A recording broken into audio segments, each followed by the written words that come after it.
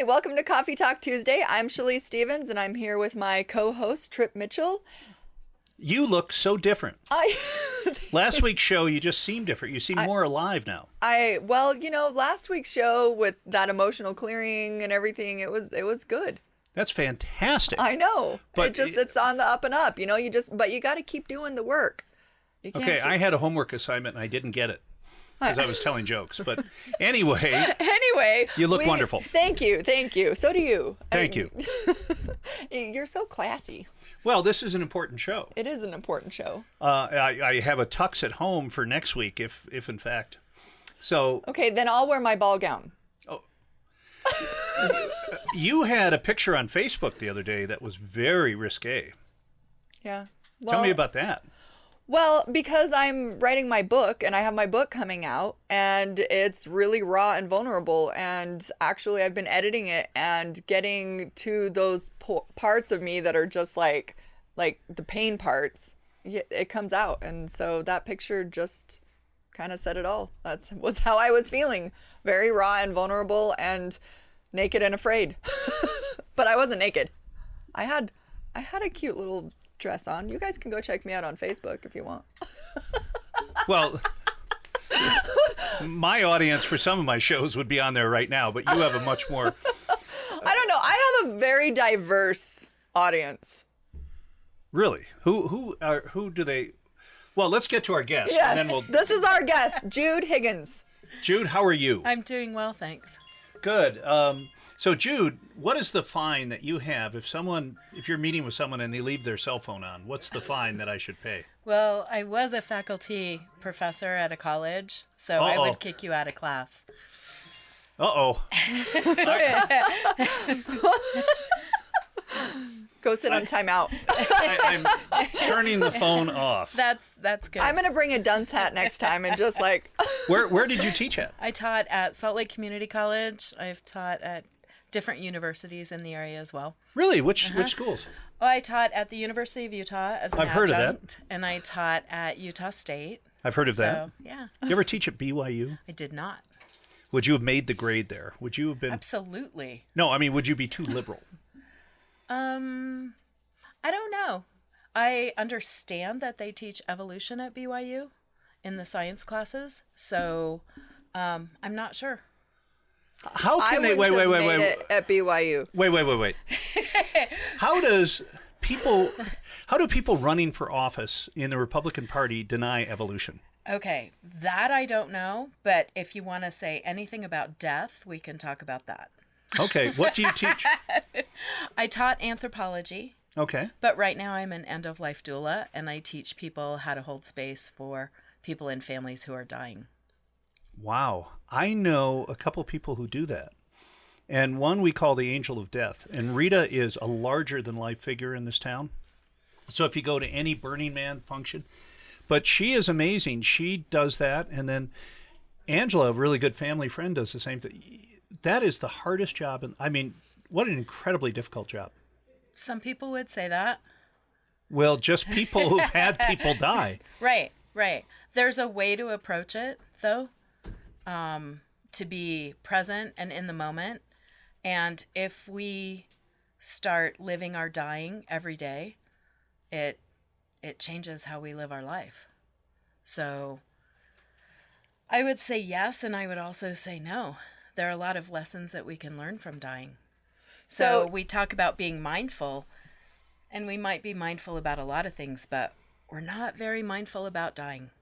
You know what's funny is that I was just at a energy convention yesterday, and so a little backstory, I lost my son, which is why I write my book. I write about my journey, and so I deal with a lot of the grief and that as well. And I went to a couple of different people, and they both lost children as well, and they're really great with what they talk about. They talk about, the healing process and all these things, and the happy place you can find in grief, moving through grief. And I was sitting there and I was like, the thing with me, because I always ask myself, like, what do I bring to the table? What can I have to offer? Because I go through this journey and people say, that I don't know how you do it and all this stuff. But my book that's coming out is actually the hard stuff to deal with, the stuff that people don't always talk about. You don't hear about it when you go to conventions. You don't hear about it when it comes to the pain and the grief. But I reached out, and it's like that dark space in you that's there, and the trauma that happens, and that's what I talk about. And then still being able to recover from that. So And, it's really yeah. interesting, and I actually had no idea what you did, just so you know. when you It's called, a very rigorous Right. booking process to be on this show. well, because I had put it out there like, hey, if anyone wants to be on my show, and she contacted me, and I was like, all right. So it's actually, Yeah. though, I mean, she's a death coach. Is that way? Well, Right. you're successful every time. Absolutely Oh, not. Actually, that's not the case, right? So it's holding space for clients who recognize that they've gotten either a terminal diagnosis or they're on palliative care. When they recognize they're dying, and talking with them and holding space for them is oftentimes not easy, but simpler than it is when you bring the family in to interact as well, because that's where a lot of the conflict comes from.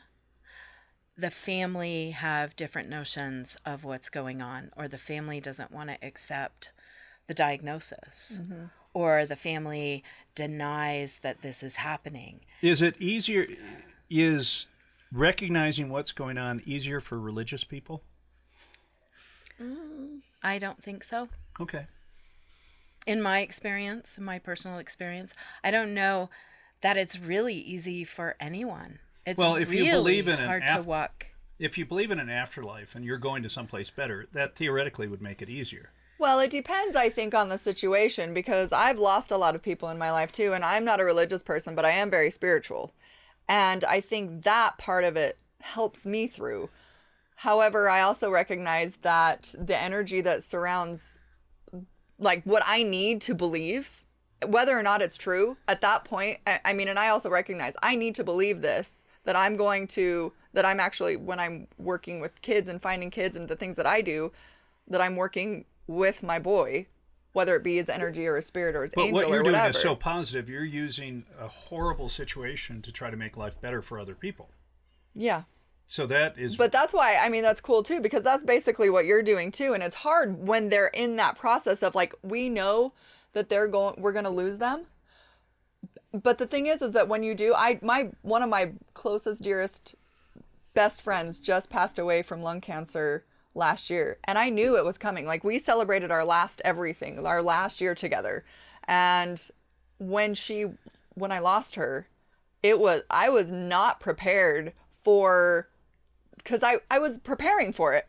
But when that moment happened, I was not ready, because I don't believe that you ever are really I ready. agree. Because every situation and every person is different. Right. And in your situation, when you go talk to these individuals, you find that the individuals sometimes get it more than their families? Yes. So they know. Actually, and oftentimes they're the ones who contact me for help. So they're getting pressure from the be it someone who doesn't, let's say, want to continue to have treatment, someone who's kind of said, you know what, I accept the fact that I'm dying, I want to go out. Or if nothing will help. Yeah. Right? Yeah. So they'll contact me, and then it's how to navigate that space with them and their family. What projects can we do? In terms By projects, what do you mean? Well, in terms of what people are really afraid of when they die, all the research that I've read is not necessarily the fear of pain, it's the fear of being forgotten. Oh. And so if we can create legacy projects where families remember their loved ones, then their loved ones feel better. The client feels better as they transition. So I've had a colleague of mine does a lot of grief work, and she was trained as an end-of-life doula. And when her husband was dying, they sat down and they wrote birthday cards to the children for every single year up until they were 40. And in each birthday card, her husband mentioned something that was beautiful or exciting or interesting that happened to him at that year. So he's writing a birthday card for his daughter who will turn 10, and he relays memories of his 10-year-old childhood. So every year the kids will be opening a birthday card from their deceased father until they're 40. That's a legacy project that Well, and that's help really families. cool, because then that gives that, I mean, because everybody wants their story to be told or can have their story told, or and those little pieces, it's like, oh, what am I going to find out? Right. And That's there are really cool. hundreds of different ways to Yeah. tell a story and leave a legacy. Well, and I've never had kids, so I think that me dying is less. I think if you had kids, dying would be really so much harder. And this sounds inane coming out of, but that being said, I wish we could all check out on our own terms. Yeah. You know, the idea of dying from a horrible disease or in a fiery plant. The idea of dying in your sleep Right. does not scare me. Right. That's like going to bed and just never waking up. But Right. dying in a hospital bed, dying in a plane, like those Right. poor souls Absolutely. in Iran, hit by a missile Yeah. and having 90 seconds of sheer terror before you hit that's what scares me, not going away. How do you become a doula? I went through a training and then I created my own course. So I'm working on a doctorate in education at the U. I've been a faculty member in anthropology. So I understand curriculum design and course design and student learning outcomes. I've also facilitated a bunch of work around communication and ways to communicate, ways to conduct life history interviews. So I've taken all of that knowledge and information after my end-of-life doula course, which was great, but I felt it didn't go deep enough. And then I created my own course. So I've been training end-of-life doulas for about a year. You get great guests. Thank you. I mean, really, They come to me. I tell you. you really do get great. I mean, this is really smart. Well, I can't even dumb this one up. Well, I mean, if you want to get into like the energy and spirit side of things, I told you there's things that you're going to be. I'm where I'm supposed to be all the time, and I attract the people I need to. Well, in about an hour and a half, I need to be in Evanston, Wyoming, which is close to hell as there is. We're going to take a short break. You're watching Coffee Talk. We'll see you when we come back. All right, welcome back. We are with Jude Higgins, and she is a death doula. And we're talking to her about her practice and everything. I have a question for you, actually, that I was thinking about. What is the reaction that most people give you when you say that you're a death doula? Because the word death, people Right. don't want to talk about it. Right. And oftentimes, depending on the context, I have to admit, sometimes I will say death doula and sometimes I'll say end-of-life doula. What does doula mean? Doula is a Greek word for helper. It typically has meant woman helper. So it's oftentimes we think of birth doulas as labor coaches. Death doulas are just kind of on the other end. And probably the original death doula is Ram Dass, who just recently transitioned himself. He died. Yeah.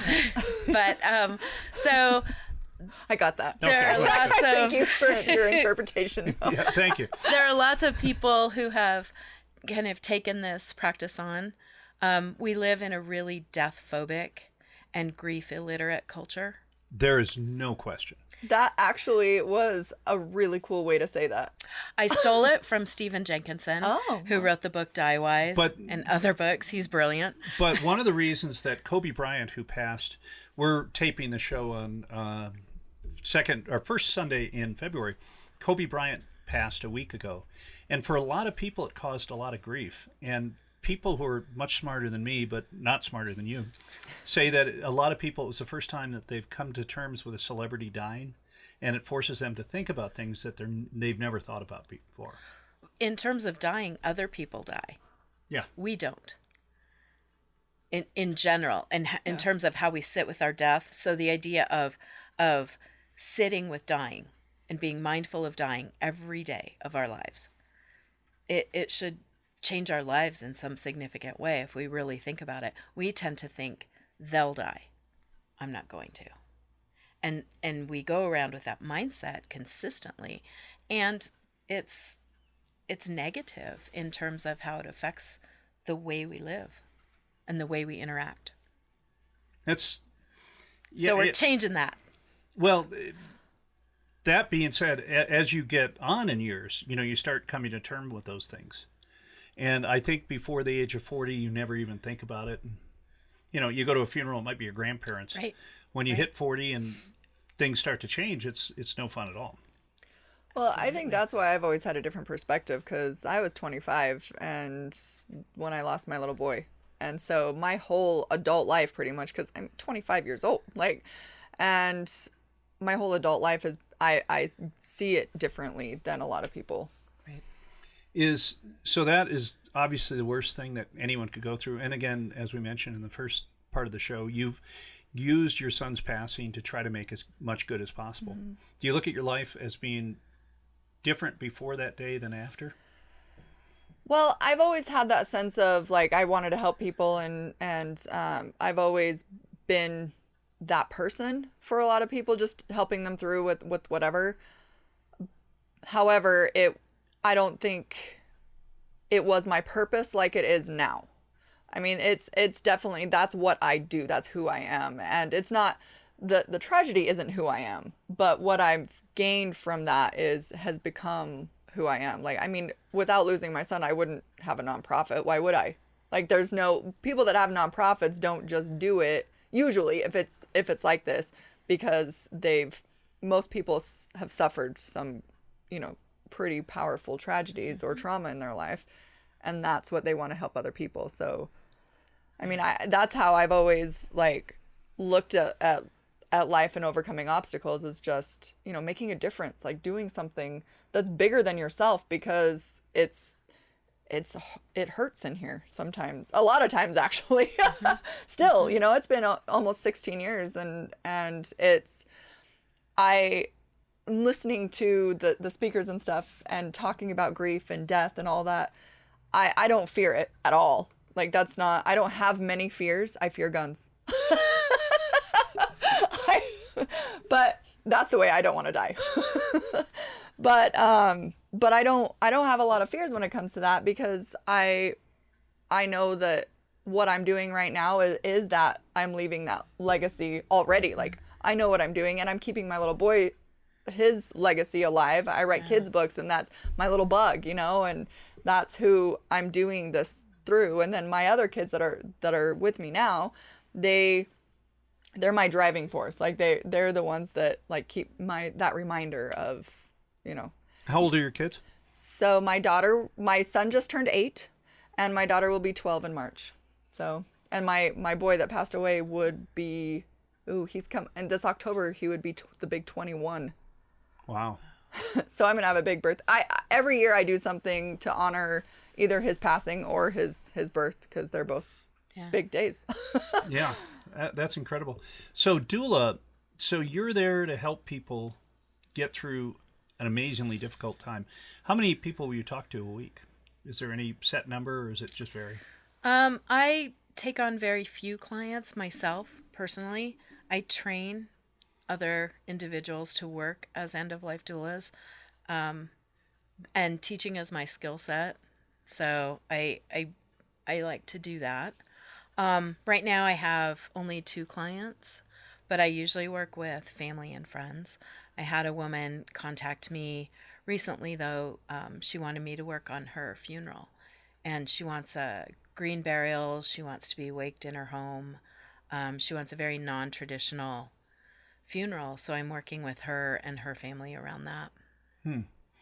That would almost be reassuring, knowing that the individual who you're all honoring had a say in all of this. She's planning everything, every aspect of it. We'll just come in and help the family make it happen, help her make it happen, while the family can sit in that space that's really difficult. If you had a choice, would you like to know you were going, or have it be a surprise? That's interesting. We just talked about this the other day. And I just finished a training in January, and I asked that question. And it was a mixed response from individuals in the room. And some people were very adamant that they wanted to know when they were going to go. They wanted to know that date because it would make them live their life differently. And I'm still not sure. In terms of myself, what would I want? Some days I think I would want to know that end date, and other days it doesn't matter to me. Because in essence, dying in your sleep would be, to me, ideal. It would. I would love to go that way, actually. I think everybody would, wouldn't they? I mean, like, how do you want to die? I'd like to. Most people would say, I'd like to go in my sleep. Yeah, I mean, I thought I was being very insightful there. But your wife might put a pillow over your face tonight. I'm in a little trouble.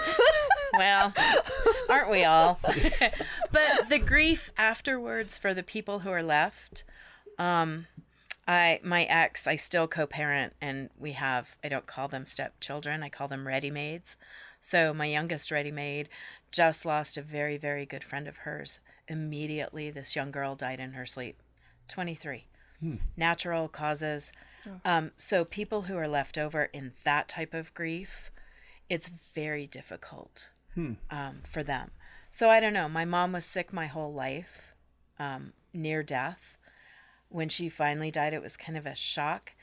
And I was also talking about this with the family I'm working with. Is it easier if someone goes for a long time, terminally or on palliative care, or if they go really quickly? So I actually had this happen to me. It came up. I have another really good friend who her son has leukemia, or had leukemia, and he ended up passing away. And I was saying, I was, heartbroken for her. And I was talking to my husband at the time, but I said, I don't know how I could have done that. And he goes, well, you can't. And it was really profound, actually, because he's like, you can't say that one way is easier than the other because you both lost. You never got to say goodbye. They did. Right. Is it better or worse?